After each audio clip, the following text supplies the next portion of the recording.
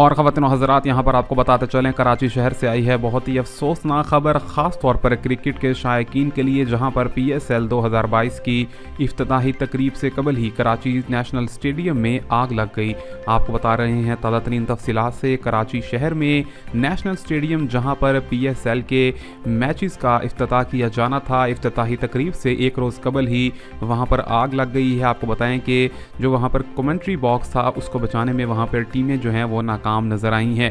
फ़िलहाल के लिए आपको ताज़ा तरीन तफसीलात दे रहे हैं और यहाँ पर जो ज़राए से खबर मालूम हुई है उसमें बताया गया है कि किसी भी किस्म का जानी नुकसान नहीं हुआ है। आपको बताते चले, पाकिस्तान सुपर लीग 2022 जो कि पहले ही मुश्किलात और रुकावटों का शिकार नज़र आ रहा था, जहाँ पर लीग से कबल ही मुतअद्दिद खिलाड़ियों में कोविड-19 के टेस्ट मुस्बत आए, उसके बाद अब कराची के नेशनल स्टेडियम में आग का मामला देखा गया है।